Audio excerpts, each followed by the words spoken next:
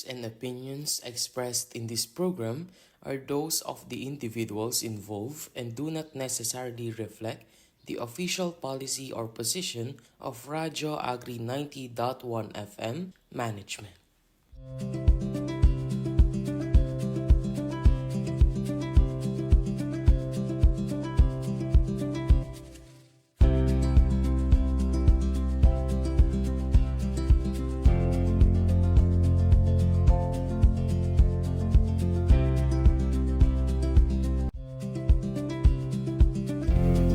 Isang magandang araw po sa lahat ng ating mga kapalay at mga karadyo agri. Muli pong nagbabalik ang ating Palay Bida program.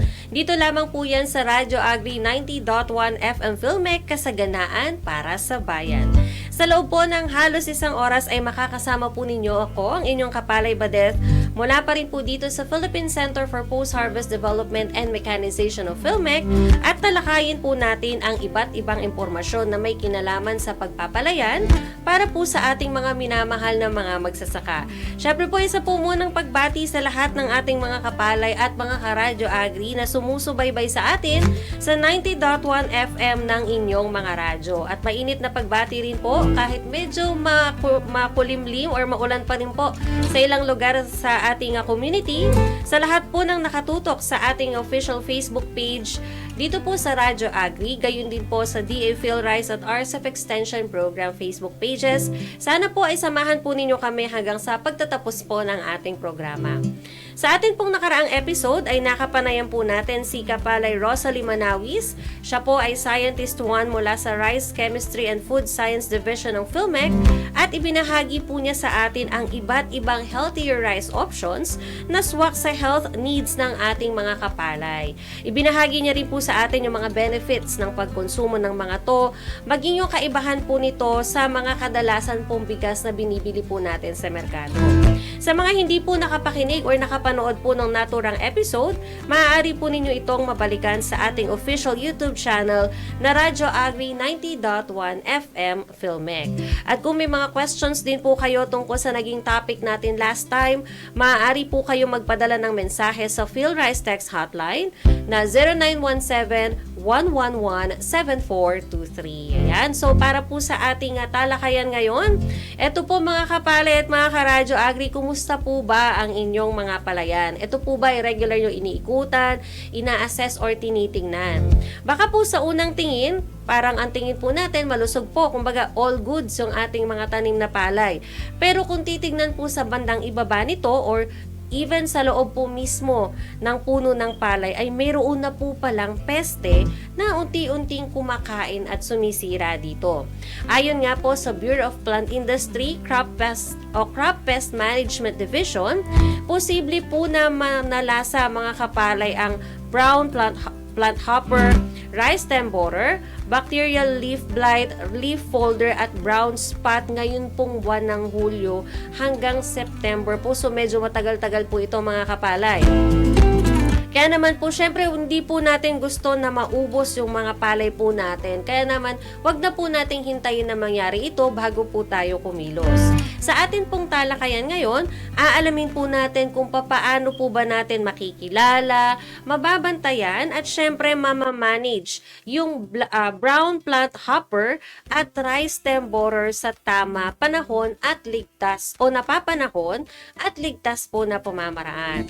Syempre po, para gabayan tayo dito, makakasama po natin at nagbabalik for the third time around si Kapalay Leonardo Marquez, Senior Science Research Specialist mula naman po sa Crop Protection Division ng PhilRice. Ayan po, magandang araw po Kapalay Leonardo, welcome po ulit sa ating programa at apologies po sa naging delay. Ayan, but still po, tuloy-tuloy pa rin po tayo. We're looking forward po sa inyong ma-share sa amin. Pero bago po tayo mag-start, batiin po muna ninyo yung mga sumusubaybay po sa atin on-air and online. Okay, magandang hapon po, Ma'am Badeth, at magandang hapon din po sa ating mga tagapakinig ngayong araw na ito. At sana po ay marami po silang mapulot na tips para po alagaan yung ating mga palay doon sa mga inaasahan nating peste na atake ngayong season po ngayon. Opo, ayan for sure. As always po, ay talaga namang siksik, liglig at nag-uumapaw po ang mga information po na naibabahagi po ninyo sa ating mga kapalay at mga karadyo agri. So, simulan na po natin ang ating talakayan, Kapalay Leonardo. Ito po yung aking first question. Ano po ba yung brown plant hopper at yun pong rice stem borer at paano po ba sila umaatake or sumisira po ng ating mga palay? Okay, unahin natin yung brown plant hopper. Ang brown plant hopper ay isang plant-sucking insect. Ibig sabihin, sinisipsip nito yung katas ng palay at nagiging sanhi siya ng pagkatuyok ng palay. Okay. Tapos, ang stem borer naman, ito po ay isang Lepidoptera, paru-paro, at ang mapanirang anyo ng buhay nito ay yung kanyang larva o yung uod.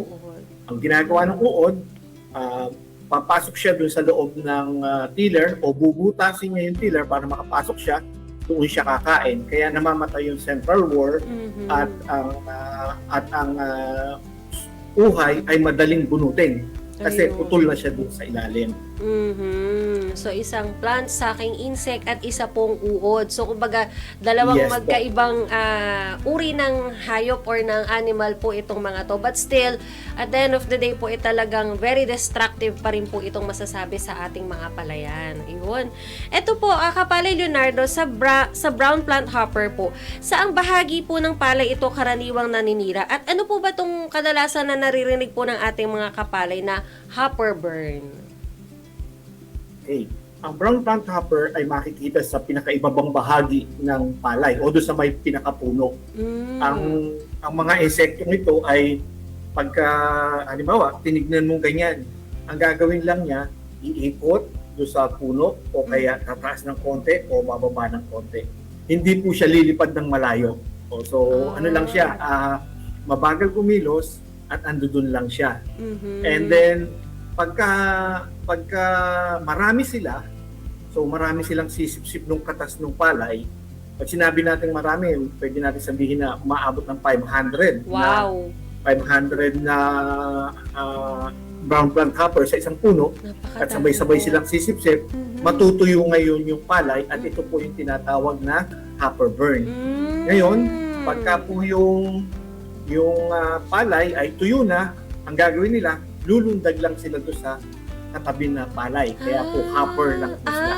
Okay. And then tuloy-tuloy yung kanilang pagpaparami, tuloy-tuloy yung kanyang pagsipsip, kaya paluwang ng paluwang po yung sira o paluwang po ng paluwang yung tinatawag nating hopper burn. Opo.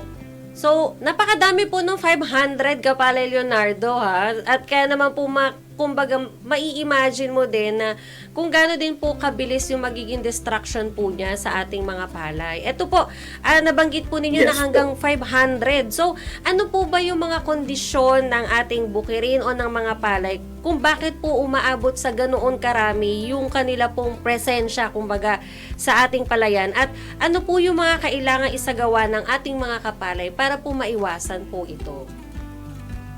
Okay, so nasabi natin napakarami. At kaya sila umaabot sa ganung dami ay dahil season nila ngayon. Ibig sabihin, yung kondisyon nitong second semester ay pabor para sa kanilang pagdami talaga. At ano po ito? Una ay yung himpapawarin o yung ating kalangitan ay laging cloudy. Tapos may ulan. Tapos yung temperatura po ay nasa 25 to 28 degrees centigrade. So ito yung mga pabor na kondisyon para sa kanila para magparami. Kaya nga po itong ating programa ngayong hapon ay bilang paghahanda po doon sa kanilang pagdating dahil season po nila ngayon. Yes, opo. So, kumbaga masasabi po natin na hindi po natin of course hindi kontrolado ng ating mga kapalay na mga magsasaka yung kondisyon dahil nga po kumbaga usapin na po sa weather or sa climate condition po natin. Lalo na po kahit may El Nino, Kapalay Leonardo, marami pa rin po at madalas yung pag-ulan. At in fact, I think mas malakas po yung pag-ulan natin kaya mas favorable po sa kanila yung ganitong season. Kumbaga taglamig, malamig po for them. And then, nabanggit ka Ma'am Badet, na paano yung kailangan gawin Yes ng ating po. mga magsasaka. Mhm. Kasi andun yung season, wala silang Opo. magagawa dun. So, Yes. ang kailangan lang po natin gawin ay una, lagi natin pupuntahan yung ating palayan. Mm. Kasi para malaman natin kung may initial na populasyon na. Yes po. Pangalawa, huwag tayo munang mag-i-spray ng insecticide, lalo na't bata pa yung palay. Tandaan po natin na ang brown plant hopper ay isa po sa peste na madali po o kayang-kaya po ng mga natural enemies o ng mga kaibigan, dahil tulad po ng sabi ko, mabagal po silang gumalaw at andun lang sa isang lugar. Okay, Opo. yun po. And then, yung ating pataba, huwag tayong maglagay ng madami. Okay. Isipin din po natin, mahal po yung pataba. So, Yes. dapat balanse at tama lang yung amount na ibibigay natin sa kanila. Mhm. And then, pag may napansin na tayo na nagkakaroon na ng populasyon, para hindi maging akma sa kanila, tulad ng sabi ko, ang gusto nila ay laging may tubig. Mhm. So, mag-practice tayo ng alternate wetting and drying. Okay po. So, ibig sabihin, napapanahon sila, pero binabawasan natin yung mga Yes. kondisyon na aayon sa kanilang pagdaan. Opo. At wala po itong bayad. Yes, opo, totoo po yan. At kumbaga po, hindi man natin kontrolado yung weather condition na favorable sa kanila. Pero sa sitwasyon po ng ating palayan, kahit pa paano po malaking bagay yung mga nabanggit po ni Kapalay Leonardo para po maiwasan po yung pagdami po nila. So ito po yung mga controlled natin na pwede natin gawin, mga kapalay. Yes Ito po. naman po, sa rice stem borer naman, Kapalay Leonardo, paano naman po makikilala yung destruction o yung pinsala na dulot po nito? At meron po bang, or ano po yung pagkakaiba ng tinatawag na dead heart at saka po yung whitehead? Yung whitehead po, yung pwera po yun na nasa mukha ng tao, ha? Whitehead at saka blackhead. Opo, iba po yan, mga kapalay. Opo, iba po yun. So, ang dead, unahin natin doon sa general na pinsala ng stem borer. So, sabi ko kanina, binubutas nila yung ilalim, kaya sila borer, Yes. tapos doon sila kumakain sa loob. Kaya po yung pinakaubod niya, pag binunot natin na gano'n, madali siyang bunutin kasi putol siya sa ilalim. Mhm. Okay. Ngayon, anong pagkakaiba ng dead heart at saka whitehead? Pagka po tumama ang sira ng stem borer sa vegetative stage o yung wala pang bunga o wala pang panicle, ang tawag po dito ay dead heart. No. Ngayon, pagka po lumabas na yung panicle, Mhm. tapos umpisa sa pamumulaklak hanggang dun sa bago mahinog yung panicle, Mhm. tapos pinutol sa ilalim pala ni Yun. stem borer, namuti yung panicle, ang tawag naman po dito ay whitehead. Whitehead. So, Okay. para po madaling tandaan, yung dead heart ay damage na stem borer during vegetative phase, Yun. tapos yun naman pong whitehead ay during reproductive phase. Ayun. Okay. So, yun yung mga kailangan pong i-watch out at maging mindful po yung ating mga kapalay pagdating naman po sa rice stem borer. Yan po, ilan pa lang po yan, mga kapalay at mga karadyo agri, sa mga information tungkol po sa brown plant hopper at rice stem borer na dapat po nating bantayan. At syempre, yung mga kondisyon sa mga palayan po na dapat nating tingnan at dapat po nating bantayan. Mamaya po sa pagpapatuloy ng ating talakayan, marami pa pong maibabahagi ang ating kapalay guest ngayon. Kaya naman po, stay tuned lang po tayo, mga kapalay. At syempre, bago po tayo magpatuloy, basahin po muna natin ang ilan sa mga pagbati at comments at baka po may mga questions yung ating mga kapalay at mga karadyo agri. Ayan, again, shout out po sa lahat ng ating mga online viewers via our RCEP Extension Program Facebook page, DA PhilRice, and of course, our Radyo Agri Facebook page. Eto po, mula kay Kapalay Ani La Rosa. Sabi po niya, yan, watching from Pinamalayan, Oriental, Mindoro. Maraming salamat po. At ito pa, mula kay Kapalay Del Mini Vlog. Ito po, may tanong po siya, Kapalay Leonardo. Ano raw po bang pesticides ang dapat sa plant hopper at stem borer? Okay.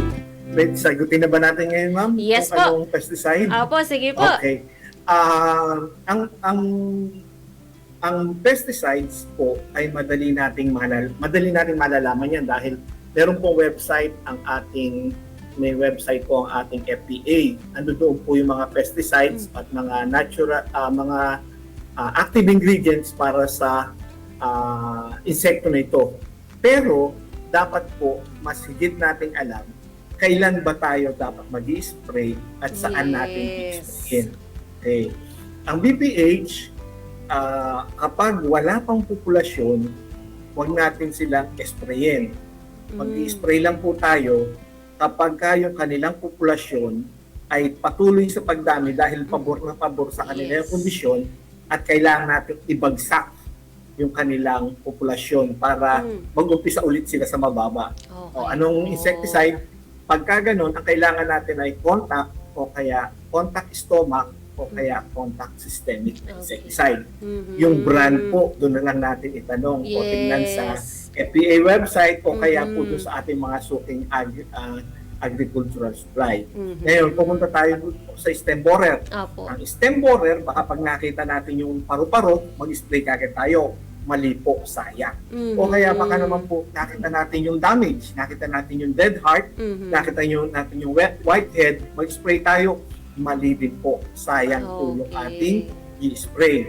Ngayon, ang una natin titingnan, kailangan natin matutunan kung ano ba yung itsura ng itlog ng stem borer. Mamaya sa dulo po ng ating programa, ipapakita po ni Ma'am Badet ang itsura. Yes po. Ngayon, pag yung po ay kinolekta natin sa bukid, tayo nagpunta sa bukid, alam kagad natin, delikado ba ako sa stem borer o hindi? Kasi yung bilang ng itlog, kapag naglakad ka doon sa gitna ng palayan mo, at tuwing hahakbang kami makukuha kang isang itlog, delikado po iyong palayan.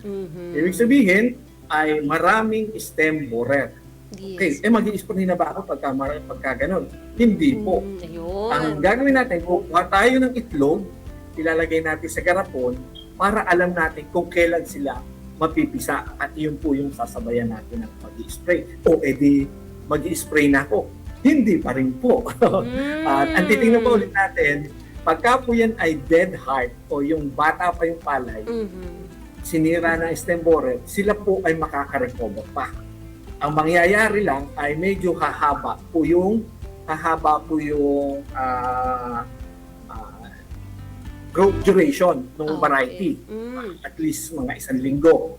Pero po pagka reproductive stage, yun na po yung dapat nating bantayan dahil bawat sisirain nila na uhay ay bawat bubutasin nilang puno ay isang uhay po ang mawawala.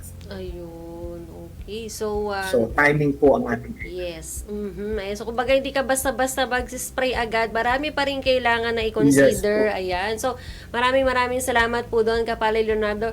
At syempre, kay Kapalay Del Mini Vlog, sana po ay nasagot yung inyo pong question regarding po doon. At eto pa po mula kay Kapalay Ricky Abduhan. Good afternoon po, sabi niya.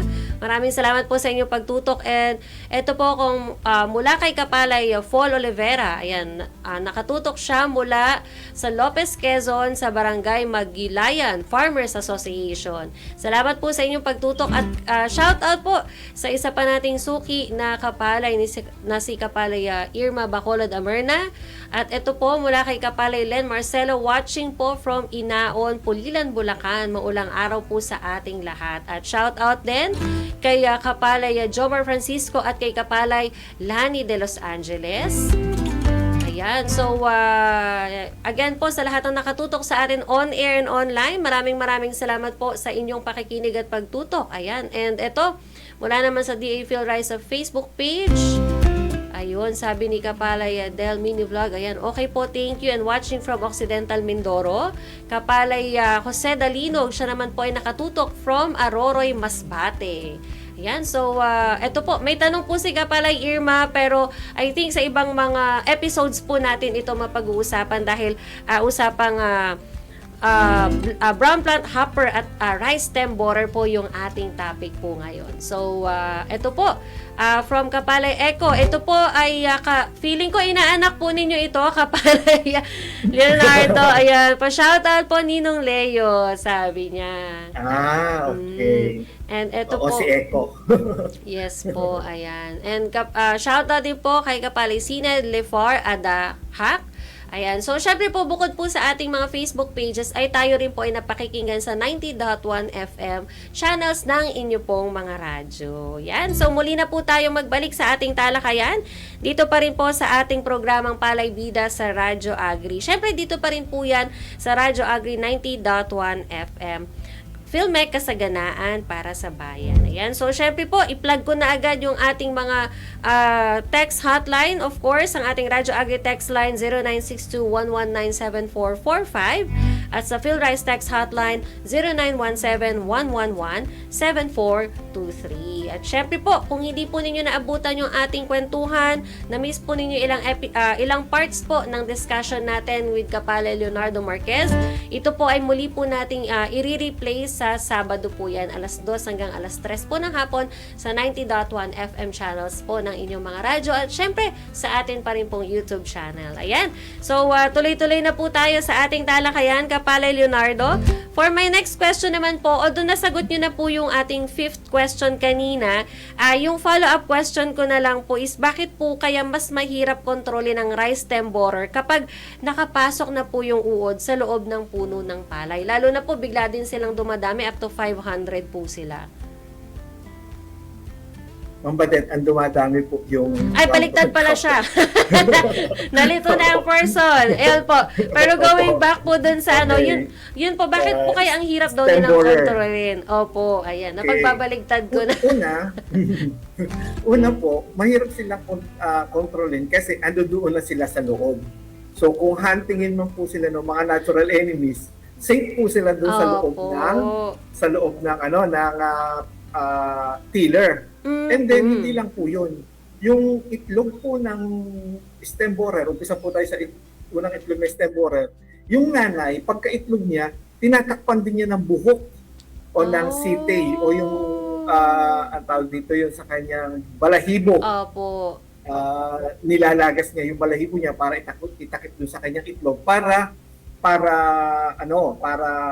Hindi ma-protectionan to sa mga predator at saka sa mga parasitoid. Ngayon, ang pinaka-vulnerable na panahon ng mga uod ng stem borer ay yung araw ng kanilang pagkapisa dahil sila ay hindi pa nakakapasok dun sa loob. So, lahat ng management na pwede natin gawin, yun yung pinakamagandang timing. Okay. At tulad ng sabi ko kanina, malalaan mo lang yung timing na yun kung ikaw ay nag-collect ng sample. Ayun. Doon sa bukid ng itlog. Di ba? Para alam mo, yung kinulek ko na itlog ay napisa, ibig sabihin yung itlog din sa bukid ay napisa na rin. Tama po. Kaya po napakalaking bagay po ng regular po natin na tinitingnan, ina-assess po. Hindi po yung po pwedeng titingnan mo lang na gano'n, parang ay okay pa, parang gano'n po, di ba? Kasi kagaya nga po, meron tayong mga kumbaga mga kaaway, yung mga peste na hindi po natin sa ibabaw nakikita but underneath po ng ating mga pananim, doon po sila nagsisimulang manira. Ito naman po, for my next question po, Kapale Leonardo, meron po bang mga conditions or mga maling gawain na maaari pong makahikayat o kumbaga matrigger po para dumami naman yung mga rice stem borer at papaano naman po sila maiiwasan? Isa sa pinaka-dahilan kung ba't sila dumadami ay yung hindi sabay-sabay na pagtatanim. Okay. For example, itong si Farmer 1 ay mag-aani. May population na stem borer sa kanya. And then, yung mga paru-paro, lilipad sa ibang palay na huli namang nagtanim. Yes po. Sabihin mo si Pedro, nasa vegetative stage pa lang yung kanyang palay, so lilipat lang. And then, kung hindi sabay-sabay, yung populasyon ng stem borer at yung kanilang mga henerasyon, magpapalipat-lipat lang. Opo. So, halimbawa, yung unang henerasyon, 100, nakalipat sa ibang palay, yung 100, naging 1,000. Okay, yung 1,000, lumipat ulit sa ibang palay, naging 100,000 na. Opo. Ganun po sila dumami pagka may lilipatan silang palay. Pero, kung sabay-sabay nga sila magtanim, halimbawa sa loob ng isang buwan, nakatanim sila. O di maganda. Yes. Merong populasyon ng stem borer na hindi magpapalipat-lipat. Opo. Oo, pero pala pagkaani nila, hindi sila naggawa ng gap o kaya ng fallow period nagtanim ka agad sila. So yung populasyon ay maaari din po lumipat doon sa bado. So dapat sa bayan yung pagtatanim at mayroong sapat na palong period. Tama na po yung isang buwan para po maputol yung isang henerasyon ng stem borer. Opo. Kumbaga matagal-tagal na rin po yun at kumbaga lower chances po na balikan po nila yung certain area na yun. Ayan. So ito naman po. Ano-ano naman po yung mga dapat tandaan, tingnan at isaalang-alang po ng ating mga kapalay habang nagmo-monitor po sa kani-kanilang mga palayan. Okay, pwede po ba natin pakita yung yes po. brown plant hopper? Opo, sige po. Okay. Ayan, sa ating So, technical in charge. Ayan po. Ayan. Nakikita nyo, yan yung populasyon ng brown plant hopper. Doon sa isa ay meron tinatawag na Macropterus. Ito yung unang darating kasi mahaba yung pakpak niya.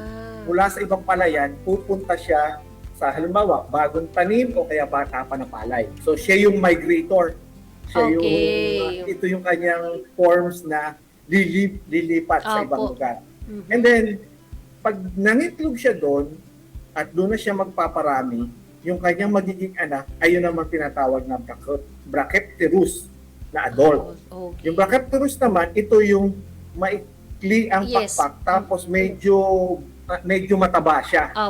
So, ang trabaho naman ni Brachypterus, siya naman yung magpaparami. Doon para colonizer naman siya. So, yung Macropterus, ang mag-e-expand o lilipat sa ibang lugar, yun namang mataba at saka may pakpak, ang colonizer o magpaparami sa isang lugar. Ngayon, tandaan ng ating mga farmer, itong dalawa na ito, kahit saan tayo magtanim ng palay, makikita natin yan sa ating palayan. Meron at meron yan. Meron yung populasyon. Ang babantayan natin, lalo na kung nasusunod yung mga kondisyon, ay kung sila ba ay dumadami. So, ibig sabihin, pag sila ay dumadami, sila ay hindi namamanage o hindi nakokontrol ng mga natural enemies. Okay, yun na po yung time, bago tayo doon tayo po yung panahon na tayo po ay magpapasya kung tayo ba ay gagamit ng chemical o hindi.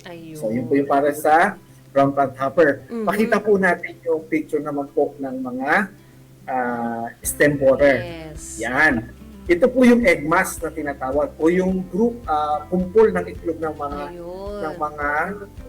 stem borer. Nakikita po ba niyo yung mga dot na nasa paligid niya? Yung mga maitim-itim. Yan po yung mga bagong pisak na itlog.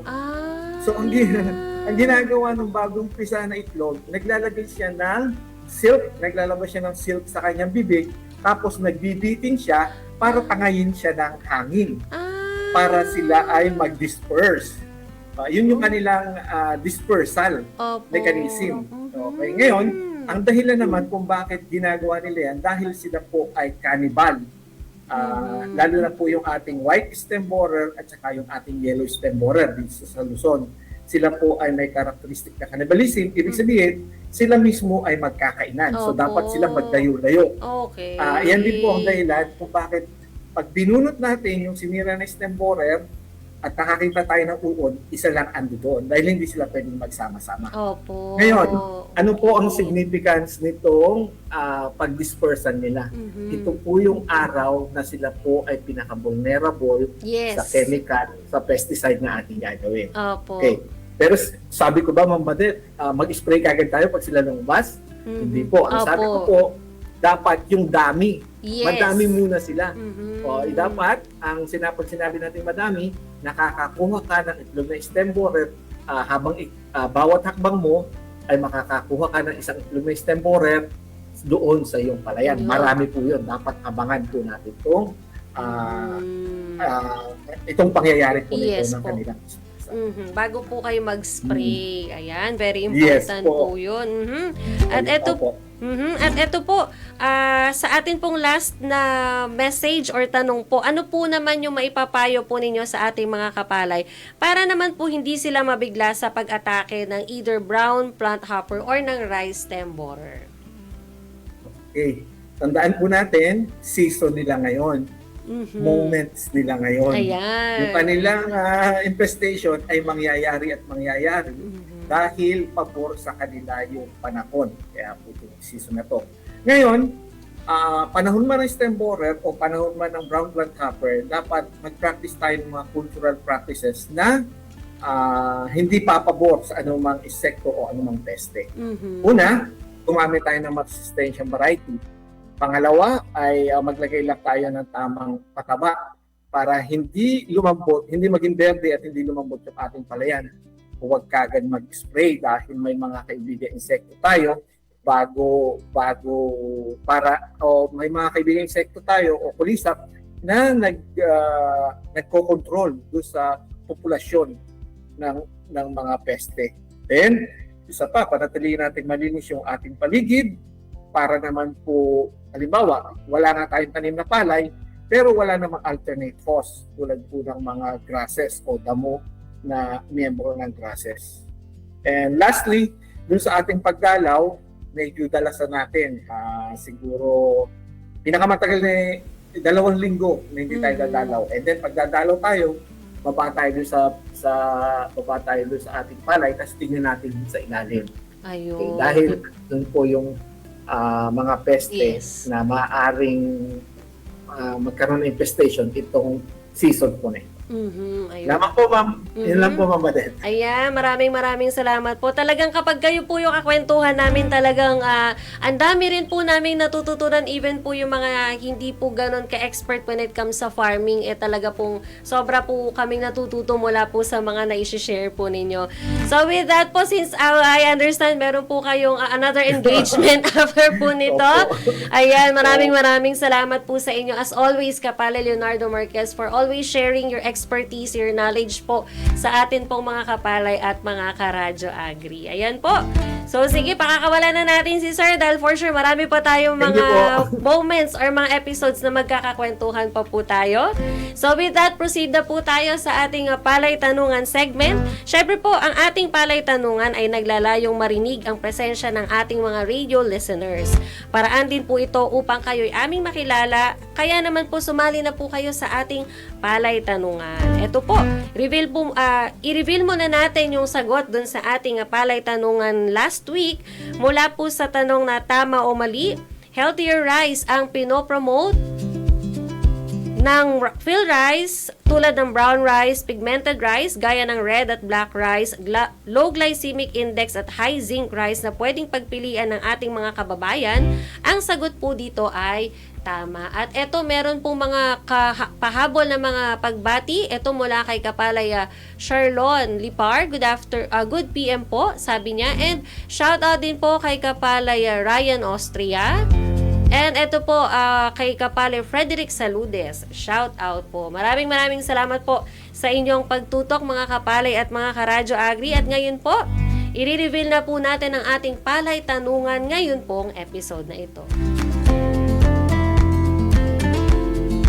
Ayan po ang ating tanong sa atin pong mga online viewers na nakikita po yung ating question. At syempre po sa ating mga on-air listeners, ang ating pong Palay Tanungan, tama o mali, may iba't ibang paraan upang mapamahalaan ang brown plant hopper at rice stem borer. Tulad ng sabayang pagtatanim, regular na pagmumonitor, balanseng pagpapataba, pagpapanatili ng kalinisan sa palayan, pangangalaga sa mga kaibigang organismo, at paggamit ng insecticide bilang huling option kung kinakailangan. Para po sumali, i-text lamang po ninyo ang DZDJ space, ang inyo pong pangalan space, ang inyo pong bayan o lokasyon space, ang inyo pong sagot kung ang tanong po ay tama o mali, at i-text lamang po ito sa 0917-111-7423. Ayan po, ang unang 5 sasagot po, syempre, ay atin pong ma-shoutout sa ating pong next episode. At syempre, kasama rin po kayo sa raffle na i-announce po namin sa mga susunod na araw. Kaya po abangan nyo po yan, mga kapalay. At para naman po sa ating public service announcement, ito po mga kapalay, narinig nyo na po ba ang Palay Check System? Isa itong science-based na gabay mula sa DA PhilRice na tumutulong sa mga magsasaka sa wastong pamamahala ng palayan. Mula po sa pagpili ng dekalidad na binhi, tamang pagpapatubig, pamamahala ng sustansya, damo at peste, pag-aarte hanggang sa wastong pag-aani at pag-iimbak po ng mga ani. Sa pamamagitan po ng mga key checks o makahalagang hakbang na dapat bantayan sa bawat yugto ng pagtatanim, natutulungan po natin ang ating mga kapalay na makaiwas sa sobrang gastos, mapabuti ang mga gawain sa palayan, at makamit ang mas mataas at dekalidad po na ani. Kaya gamitin mo na yan, kapalay. Yan.